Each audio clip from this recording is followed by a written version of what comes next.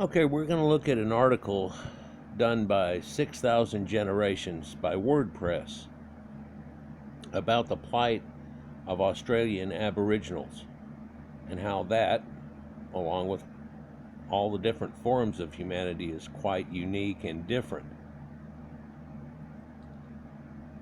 You know, looking at this picture, one wonders if this is a sunset or a sunrise. If perhaps we're looking at a dawn of a new understanding of mankind and the way everything goes at the dawning of the age of Aquarius, or if it's an actual sunset and the setting to archaic beliefs that have now been overshadowed. The sun comes up, the moon goes down, the world spins round and around, and over time, science tries to reveal the truth of things. Maybe it's both.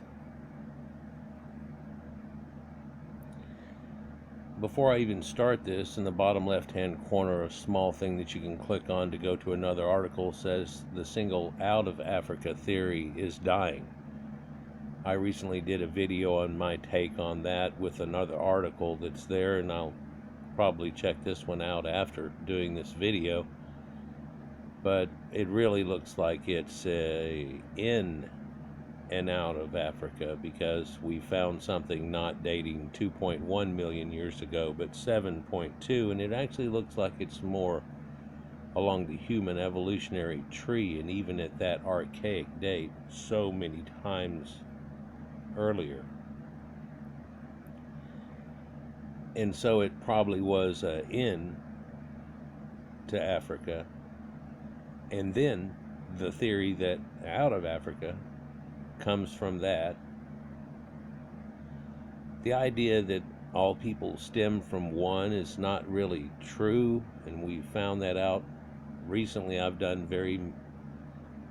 a series of videos about it, and this is just one more on that idea that's going on, where instead of a transition, and just like that evolutionary tree shows up, where you see a monkey slowly turn into a man standing and so on, doesn't really work that way.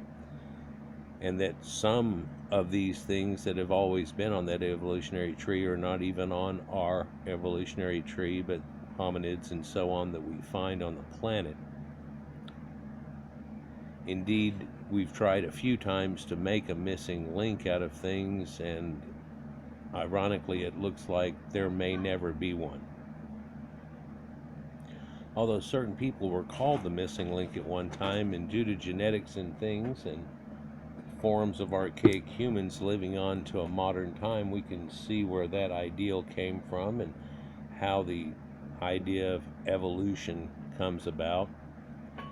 But also in the deep looking of it, we find that it actually involves a lot of hybridization from separate things that are quite a bit different from each other, even in the oldest times that we're looking at it, such as Homo erectus and so on, having such a wild variant that it must have actually been a hybrid from something before.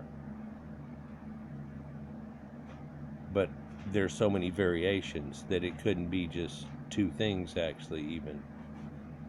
So again, we have a hybrid situation and a missing link or two, and it continues to go. We found a few recently, like Denisovans and so on, and just recently I've shown where simultaneously in Israel and in China, they found a skeleton that looks very much Homo neanderthalensis / Denisovan, and it's not Neanderthal, and it seems to be some cross in the appearance of it. And so the thought is that this might be the mysterious and enigmatic Denisovan line. And because it's involved there, and the idea of them coming out of Africa, it may correlate. Anticipating papers coming out on this, but it's because it came out simultaneously too, it almost looks like destiny or conspicuous, one or the other. The other article at the bottom says bread from 14,400 years ago suggests a long transition to the Neolithic. Well, that's on our current dogma that we have on is when people were making bread and so on. I've actually shown a video not too long ago, about a year and a half ago now, that showed bread being made at 22,000 years ago. Yeah, and there was actually that bread stone and how it works together like a milling stone and well worn, and that this had been carried with them apparently to ensure that they had this, as they were still semi-nomadic at the time.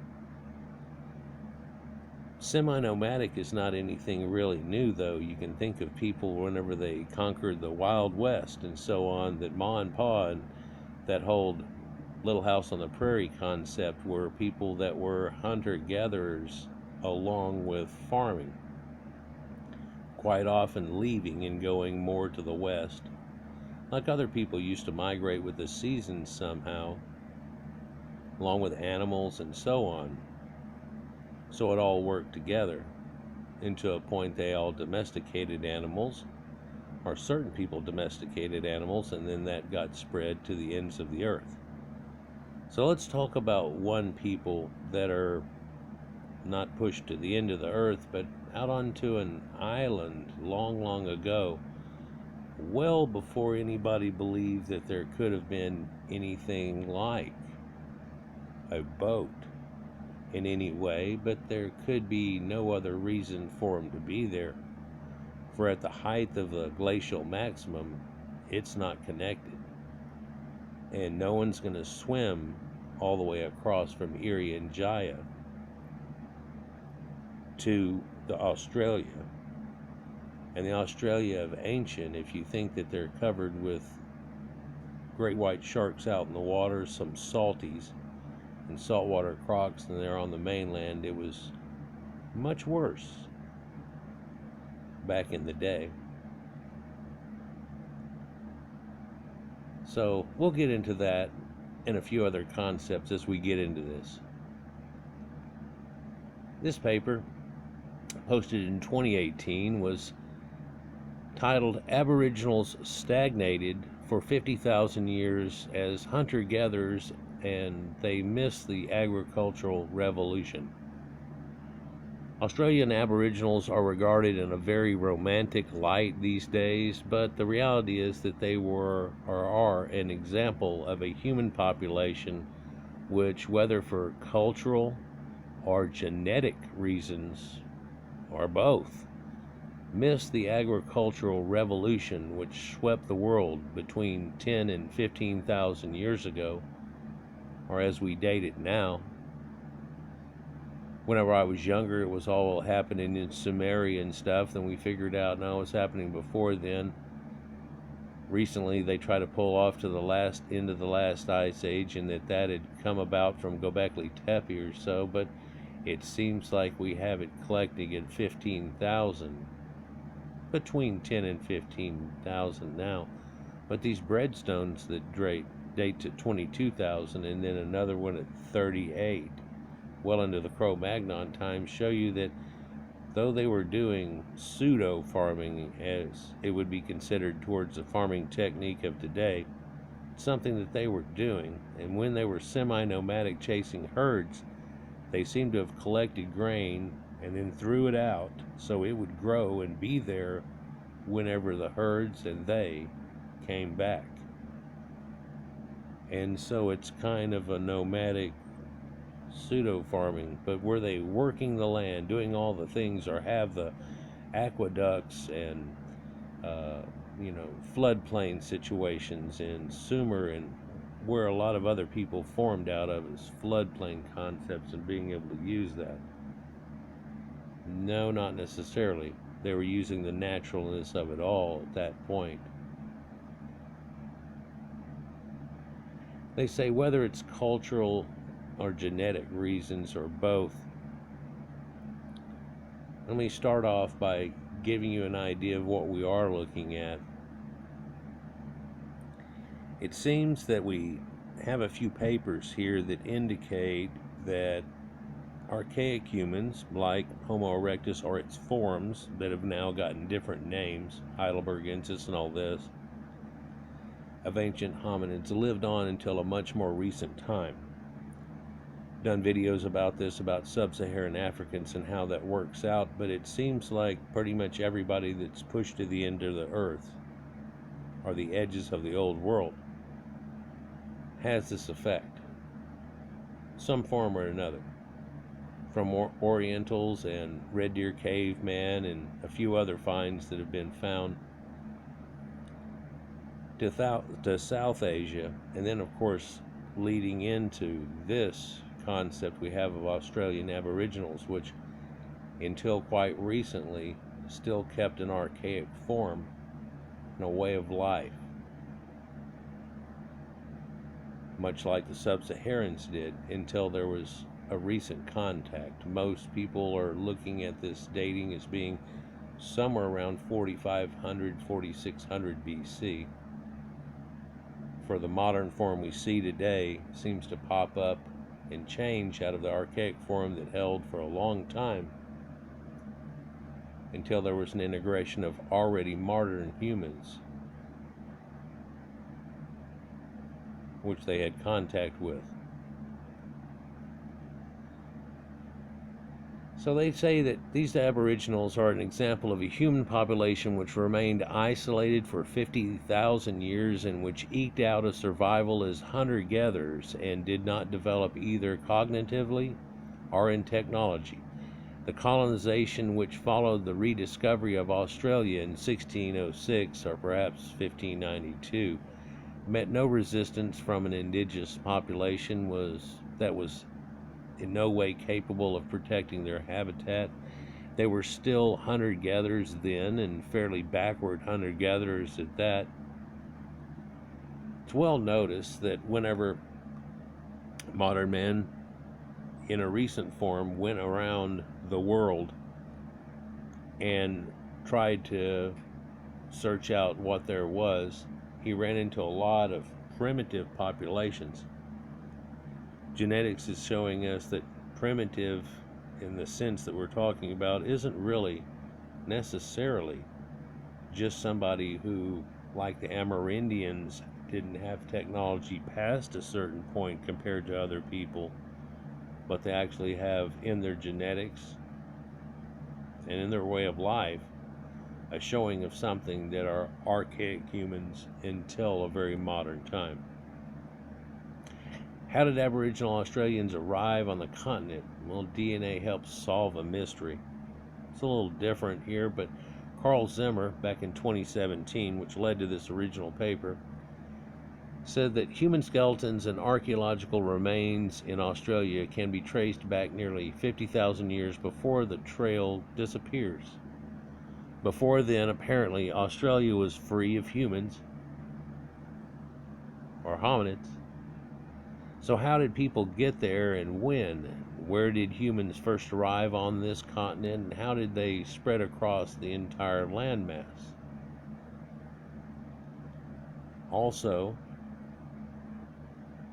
why did they stay in some special manner, just like a lot of the Australian animals that are there, in a separate situation that never really changed? Well, they have a lot of animals that are there that way, and marsupials that are almost unique to that planet, other than few examples around the rest of the planet that we can find. So it's something that's unique. The oddity is there's no progression, like as if Homo erectus lived on and just never accomplished more and more and more feats. The oddity here is that they apparently either were taken to this island and dropped off in a small population that started them off,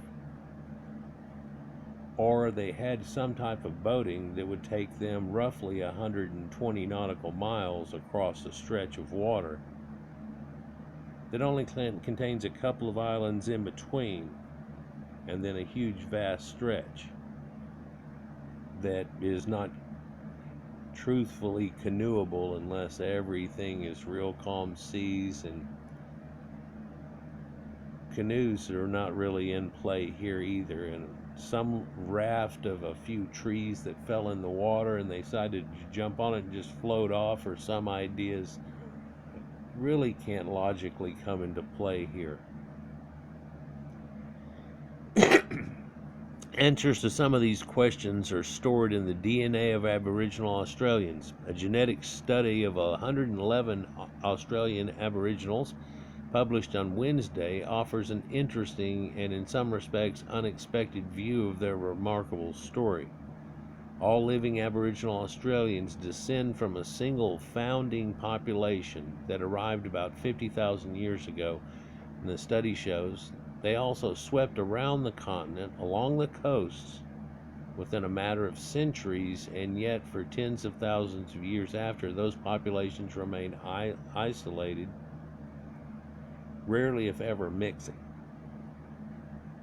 The DNA used in the new study comes from Aboriginal hair collected during a series of expeditions between 1926 and 1963, and the Board for Anthropological Research at the University of Adelaide sent researchers to communities across Australia where they collected vast amounts of information about Aboriginal languages, ceremonies, artwork, cosmologies, genealogies, and this is where we get a lot of their stories of the before time and so on. There had been studies done before this, but this was one of the professional ones coming in and really documenting this before it tries to fade away. Being exposed to modern humanity, things seem to have a tendency to do that rather rapidly, don't they? 50,000 years ago, sea levels were so low that Australia and New Guinea formed a single continent. We'll look at that here in a minute. Humans moved from Southeast Asia into this landmass, and some settling in what is now New Guinea,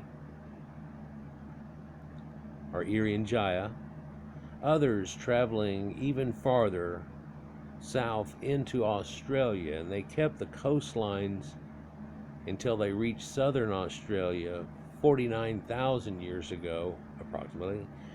But once this great migration was finished, the new study suggests the ancestors of today's Aborigines hunkered down in their new homes for tens of thousands of years and just pretty much stayed as they were. The mitochondrial DNA contains no evidence that these populations mixed in any significant way. And also the genetic shows kind of, I don't know if you'd refer to it as a bottleneck. You would say that it's a small gene pool.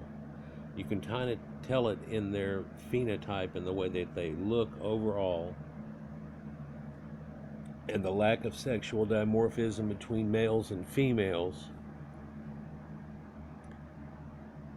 that there's only a phenotype of a certain amount of variation going on, leading to this idea that there was just a small forming population, and though they were spread and kicked out into groups in different areas, that's really the same people, and nothing had really changed for some 50,000 years. Farming explains the difference, Dr. Cooper suggests. Unlike Africa, Asia, and Europe, Australia did not experience the rise of agriculture several thousand years ago, or over 10,000 years ago. If you don't have cheap carbohydrates, you don't increase in population size, he said. I don't think it's got to do with population size, but I guess there's an idea here that if you wanted to expand that gene pool, you'd have to come up with enough people. But understand that would be a blending and a blending and a blending, so it would even lose its variation of what it had even more, or have even less of it at the point that this happens. And then there would have to be something that would change it. And it looks like in the human story, it mainly has to deal with integration from other people that are different. from having things derived from tens or hundreds of thousands of years before, and variations on a theme and differences that involved hybridization of certain things that other people didn't get, and hybridizations of things that other people didn't get, and you end up in a different place after a short amount of time. And I'm talking before Homo erectus, and at that point, and after, where we know Neanderthals involved in everyone, even including Australian Aboriginals.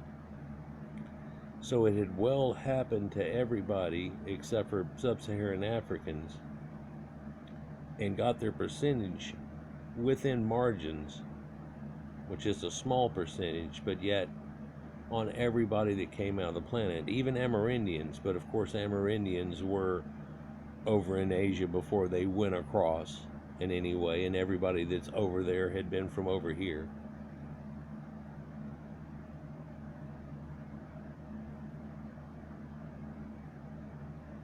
So population size doesn't necessarily do it, but it may. Populations grew on other continents, but they often risk catastrophic crop failures.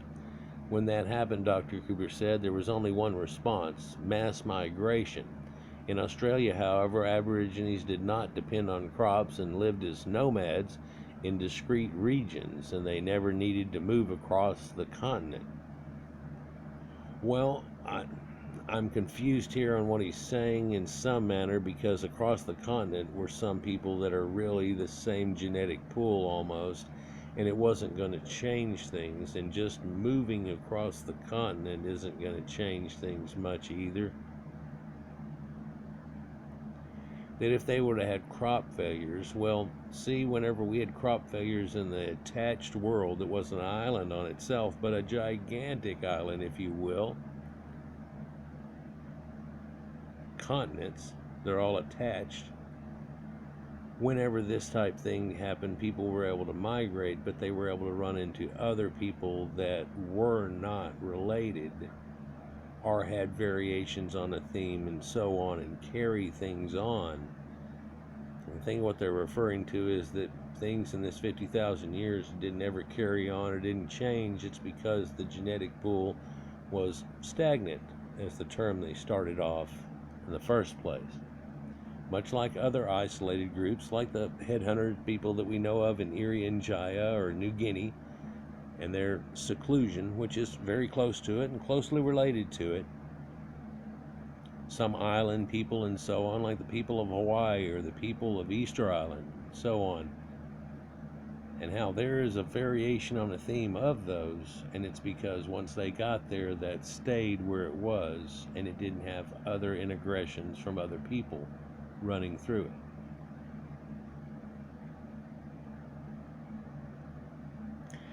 So the narrative is of ancient but anatomical modern humans arriving in Australia when sea levels were low, spreading around the coast, but then becoming fairly sedentary local populations without much intercourse with each other, let alone with any non-Australian populations. They eked out survival as hunter-gatherers. They had neither the impetus of cultural exchange or any genetic exchange with other populations to instigate other developments. The agricultural revolution that swept the rest of the world never happened for them.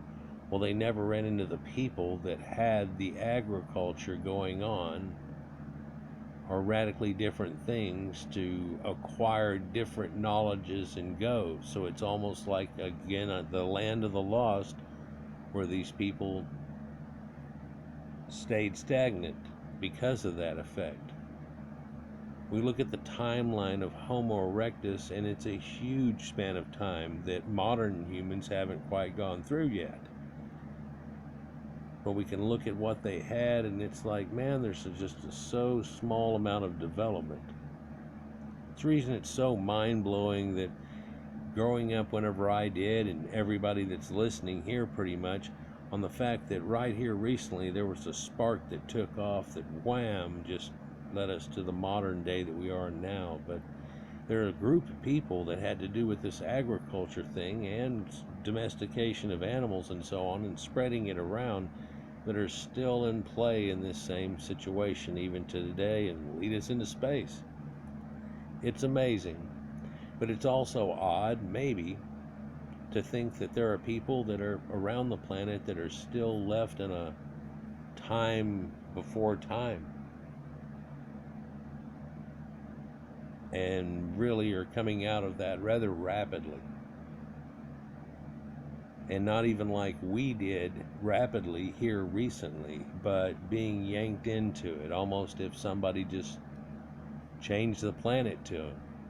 Said, oh, you never knew it, but you know those things that fly over every once in a while? That's planes, and we got all this crap going on.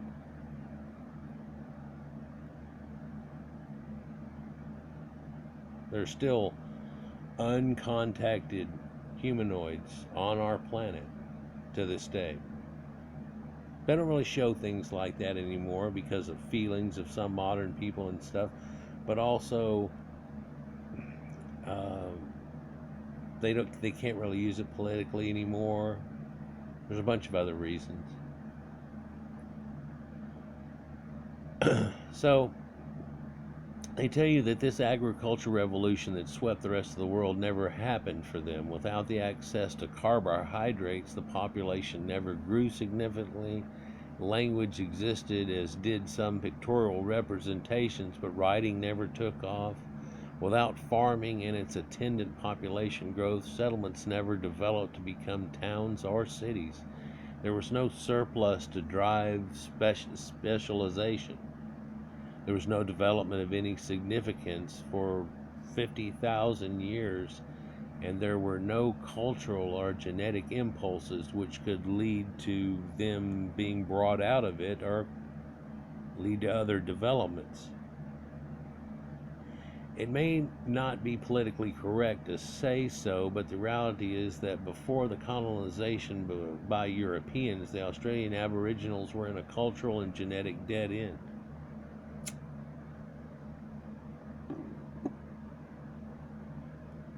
Well, there are people that we found on islands that were really pretty much satiated at the point that they were, and because, you know, they lived on an Eden-esque type island, which only allows you to be Robinson Crusoe at best. Well, actually, that's a modern human and what he can turn it into. Gilligan's Island and making a radio out of coconuts and crap doesn't really come into play, even if you're Einstein. More like Castaway, and your only hope is to try to get off of it. If you have a small population, maybe 30 to 50 individuals, it can sustain itself if they can get their crap together to a point.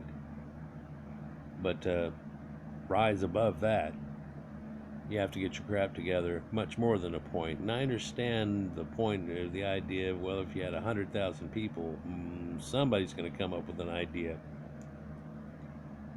and so on. But you have to be able to sustain populations like that, not just 20 to 50 individuals and so on. A few hundred at best. So here we're looking at a map, which I've talked about before a few times, and I actually used to get fish and collect it from, and I'm kind of familiar with the different populations and so on that live in this area. And let me get a pointer here. I swear I had it sitting right here.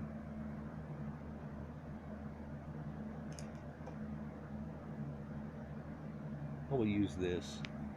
So we're looking at Sahul down here at the bottom part of it, and Sahul is really what was Australia and Irian Jaya and some of the islands and so on connecting off of it.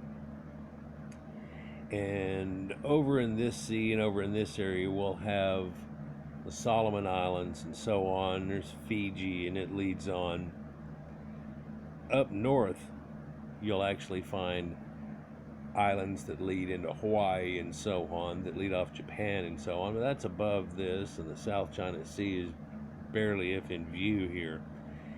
And what we're looking at here is the gray areas, not just the white, but like the gray part here, is a land bridge that's created whenever water was receded and pretty much trapped in all the ice at the North Pole and South Poles, which grew down in giant glaciers that are miles thick and so on,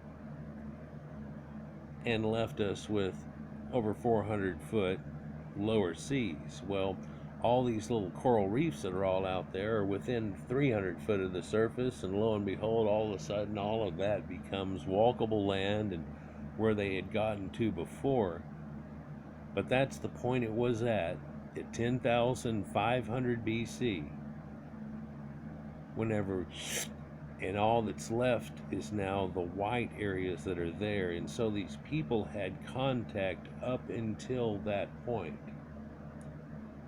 all the way through the last ice age, for the 50,000 years that we're referring to. This is what happened in this area.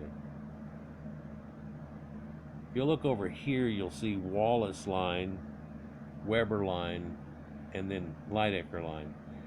I've talked about this too in the videos before, and we also talked about one, Krakatoa, east of Java, giant volcanoes that had just pretty much screwed off this whole area over here and affected the entire planet whenever they didn't even know it really happened, because they put so much stuff in the atmosphere, but they're far enough away that they don't really know why they're having crop failures, one of which ended the first dynasties of Egypt from over in Africa we did a video about.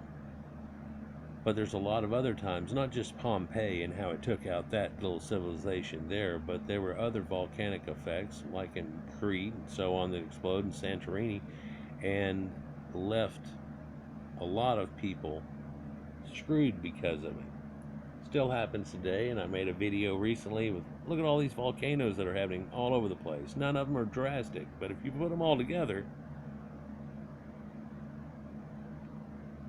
again, I used to get fish from here, and it's some of the most tropical, cool place in the world. And what I think is so cool about it, other than the fact that there are tigers that are still trapped on these islands and so on down here in Sumatra,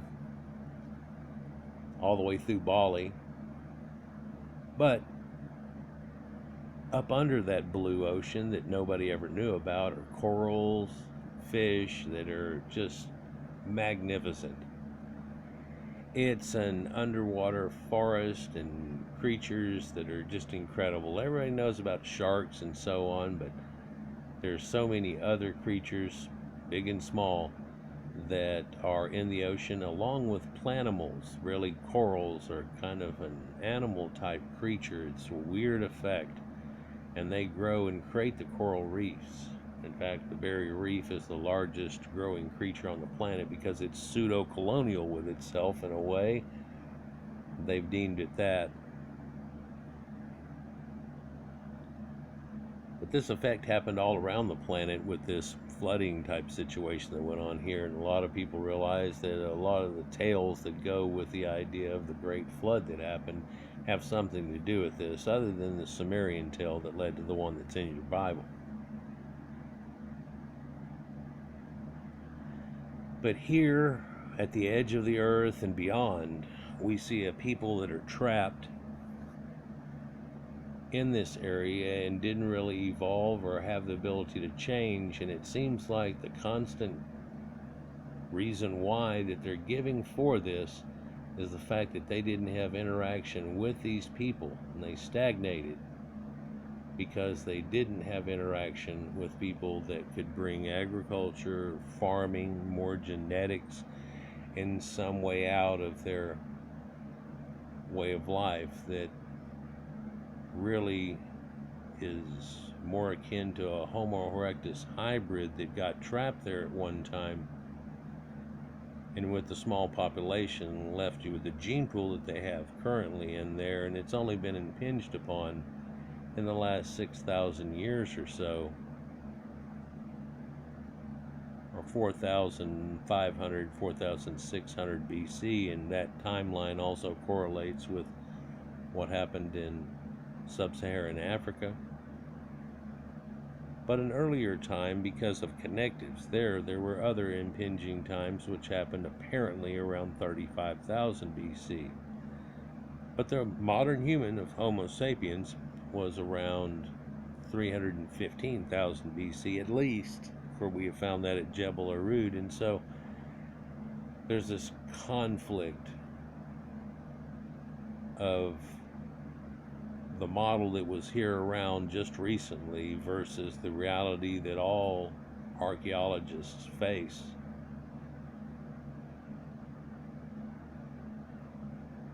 We'll go into more of tales, mythologies, and things that actually come from situations like this in future videos, and a myriad of things and mankind's origins. But here's one that's just recently found a new dawn and found the rest of the world, and the rest of the world found it.